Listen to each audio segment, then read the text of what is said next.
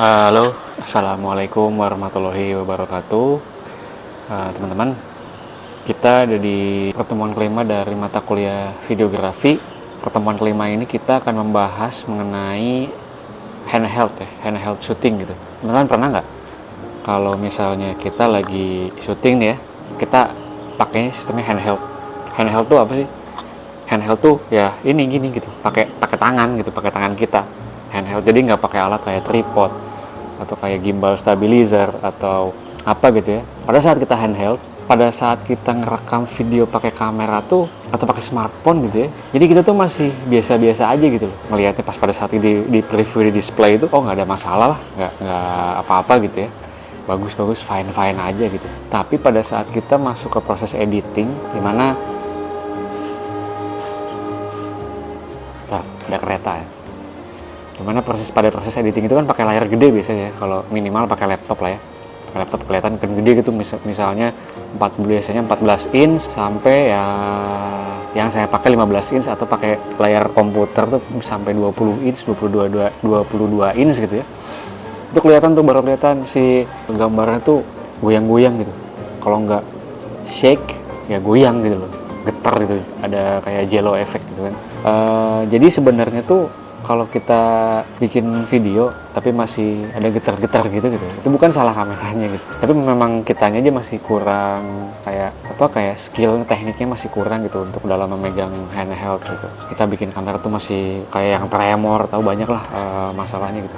Lalu gimana kalau misalnya kita udah bikin footage nih, udah habis beberapa giga gitu ya, udah bikin footage udah jadi, tiba-tiba pada saat kita editing jadinya kayak gitu. Ada solusinya. Jadi kita bisa menggunakan efek warp stabilizer. Itu biasanya di Adobe Premiere Pro. Kalau teman-teman pakai yang lain, software editor, nggak tahu namanya apa ya. Cuma saya kalau pakai Premiere Pro itu namanya warp stabilizer gitu. Nah, tapi namanya efek gitu ya, namanya efek bawaan software, itu pasti ada konsekuensinya pada saat kita menggunakan efek tersebut. Apa sih konsekuensinya gitu ya? Satu, warp stabilizer itu dia nge-crop si frame, crop si footage. Jadi kalau misalnya video teman-teman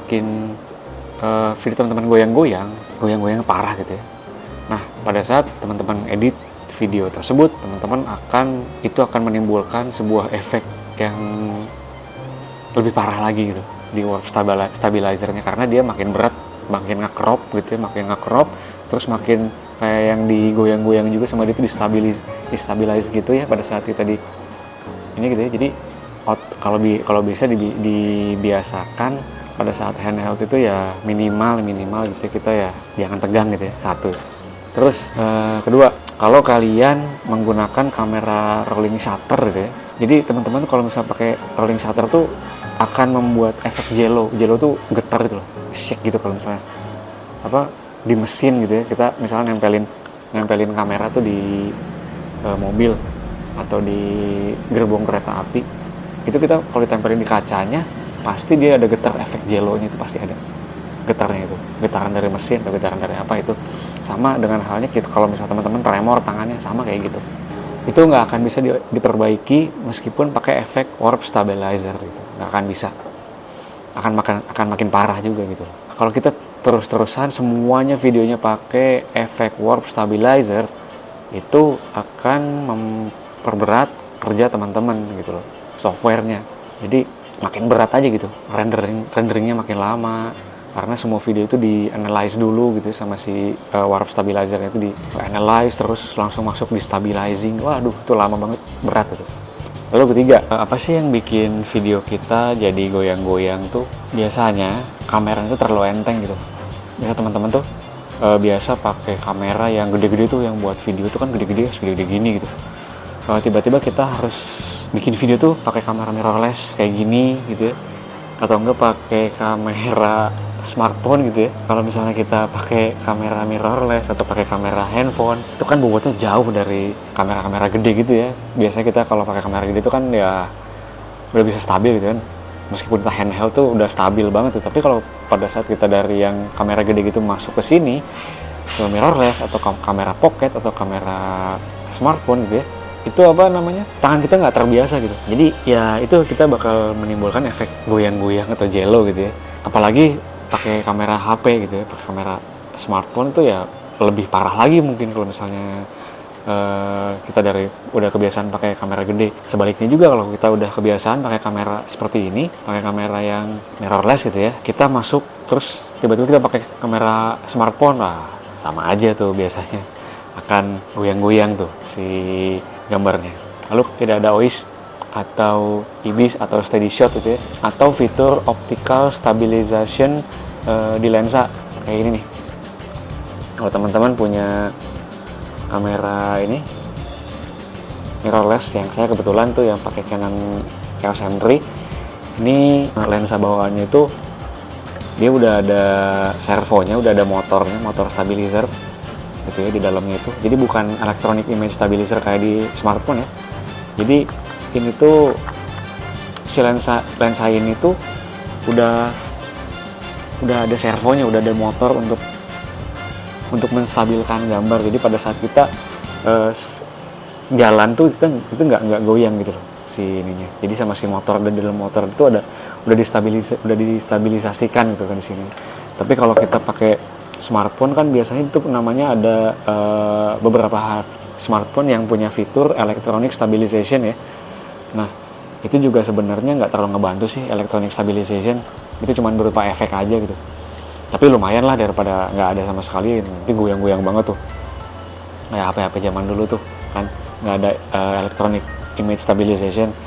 Tapi memang paling enak tuh nih, dia kan selain optikal gitu ya, dia juga motornya beneran motor, jadi kayak di gimbal lah gitu. Kalau gimbal kan biasanya 3 axis stabilization gitu. Kalau ini mungkin dia cuma satu gitu, 1 axis, tapi lumayan nggak bikin mengurangi, sangat ngebantu banget, sangat mengurangi banget yang namanya, sangat mengurangi, meminimalisir goyang-goyang dari video tersebut gitu. Lalu gimana sih pada saat ada kalanya kita mau syuting video nih, tapi kita dihadapkan pada situasi yang nggak memungkinkan kita bawa tripod atau stabilizer atau gimbal gitu ya, atau apapun gitu yang buat ini jadi stabil atau diem gitu.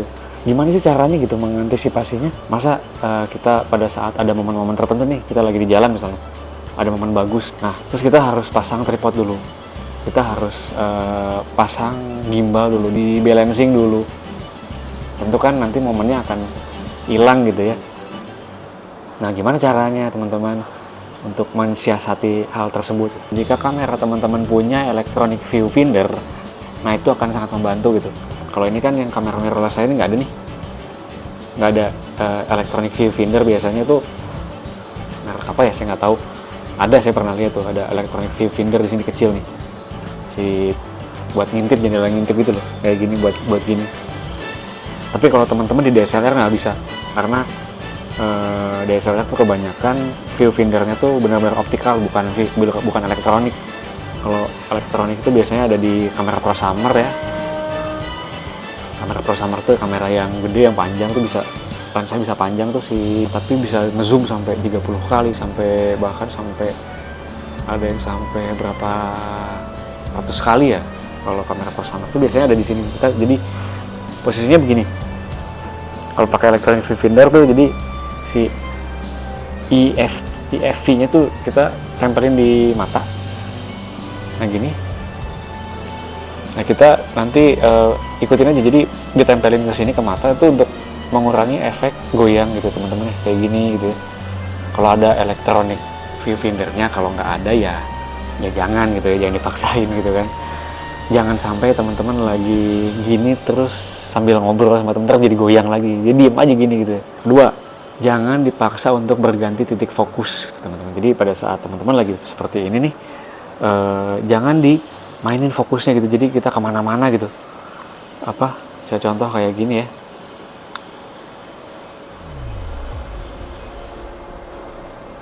kita lagi fokusnya ke sini,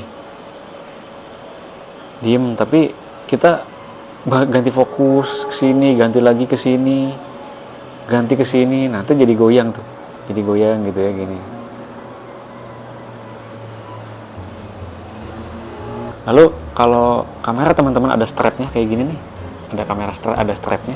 Nah ini bisa dipergunakan juga nih teman-teman. Jadi posisinya kayak gini. Nah dikalungin ke leher, lalu agak di ini nih, sampai full, sampai dia kencang gitu ya, sampai ini di fullin. Nah terus kita pegang gini, kita gini nih, gue gerakin atau diam gitu ya, atau diam gini. Tapi kalau ada memaksa kita untuk ada kamera movement ya nggak apa-apa, kita pelan-pelan aja gini nih. Nah gini gitu ya, ini akan meminimalisir goyangan gitu teman-teman. Nah oke. Terus kita bisa bertumpu nih teman-teman. Nah kita tangan kita nih, pakai tangan kita bisa tumpu di sini nih, satu tumpuan gitu di sini, atau pakai ini gitu ya pada saat kita lagi mau ngerekam yang diem gitu ya, di sini gini ya, di sini posisinya begini gitu kan, di si meja sini tangannya gitu ya, diem aja gini atau gini, satu tumpu gitu ya, kita diem gini nih teman-teman, diem aja.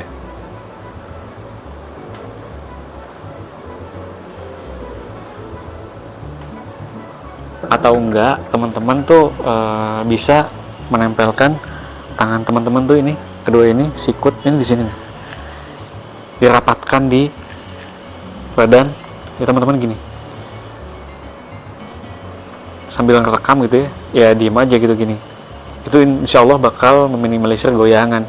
Kalau teman-teman pada saat pembuatan video itu nggak ada tujuannya untuk ada movement gitu ya, kamera movement, mendingan jangan deh, ya mending diem aja gitu, still gini, diem still video. Jadi ya buat apa gitu kalau nggak ada yang mengharuskan kamera itu bergerak, ya nggak usah gitu, diem aja gitu. Contoh kalau misalnya kayak gini nih, kita bikin video seperti ini ya kan kamera diem tuh, nggak mungkin dong terus kita tiba-tiba gerak-gerak gitu, enggak lah ya.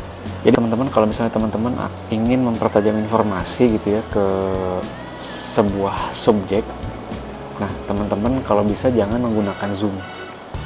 Kalau teman-teman menggunakan zoom, mau itu optical zoom, apalagi pakai digital zoom kayak di smartphone ini gitu ya, wah itu kalau misalnya di smartphone tuh kita pakai digital zoom tuh parah banget, itu bakal efek shaky-nya, efek jello itu parah banget. Kita pakai apa, optical lens kayak gini aja, kalau kita zoom gini itu tuh lumayan loh, apa namanya kalau kita gerak dikit aja ini udah goyang gitu. Jadi kameranya tuh ya goyang aja gitu. Nah gini ya, ini goyang gitu, ini di zoom ya. Bedanya kalau misalnya kita nggak di zoom tuh kita lebih enak gitu, lebih tuh bedanya kan begitu tuh, lebih nih enak kan tuh. Nah kalau kita di zoom gitu ya, kita gerak dikit aja udah geraknya lebih cepat juga, jadi nggak enak gitu dilihatnya, nanti akan menimbulkan efek shaky, nanti goyang-goyang gitu teman-teman. Jangan ya. Kalau teman-teman udah mempraktekkan ke-6 dari trik tersebut masih menimbulkan micro vibration atau goyang atau jello atau shaky gitu ya, getar-getar itu, nah teman-teman biasanya menggunakan teknik floating teman-teman. Teknik floating itu gimana sih? Teknik floating tuh jadi gini nih, jadi kita tuh kayak ada digoyang-goyang dikit gitu kan, jadi kayak misalnya efek kamera tuh lagi di panggung goyang-goyang gitu. Nah jadi kayak gini nih teman-teman. Jadi kalau misalnya kita bikin kayak gini tuh jadi kayak lebih meminimalisir goyangannya gitu teman-teman. Contoh ini tuh kalau misalnya biasanya lagi dipergunakan pada saat kita lagi jalan ya teman-teman, lagi jalan sambil megang kamera tuh biasanya berguna banget tuh kalau misalnya kita agak digoyang-goyang ini, teknik floating gini teman-teman, meminimalisir goncangan teman. Oke teman-teman, mungkin dari teknik handheld itu trik ya, bukan teknik sebenarnya, kita sharing aja gitu ya, sharing handheld, mengoperasikan kamera dengan tangan gitu ya, mungkin akan berguna ke depannya teman-teman. Mungkin kita nggak cuman hanya belajar mengoperasikan kamera, tapi ya cara untuk memegang kamera pun kita harus bisa gitu dengan cara teknik floating, teknik handheld ini gitu. Nah, nanti kedepannya kita akan coba syuting malam teman-teman ya, night shooting. Gimana caranya kita setting kamera di night shooting, gimana kita pilih lensa, gitu, gimana kita caranya untuk syuting tapi memanfaatkan cahaya yang ada di sekitar kita gitu kan. Nanti ya, mudah-mudahan ketemu nanti di pertemuan selanjutnya, atau yang mungkin 2 kali lagi gitu kita akan ketemu dengan night shoot. Lebih akan sedikit menariknya night shoot gitu ya, karena di night shoot ini kita benar-benar kebanyakan menemukan sebuah syuting-syuting yang bagus gitu pada saat malam gitu teman-teman ya. Oke teman-teman, saya kira cukup untuk materi pertemuan kelima, handheld shooting, handheld kamera gitu ya. Terima kasih sudah meluangkan waktunya. Mudah-mudahan kita dalam lindungan Allah Subhanahu wa taala semuanya, diberikan kelancaran, kemudahan dalam semuanya. Saya akhiri, assalamualaikum warahmatullahi wabarakatuh.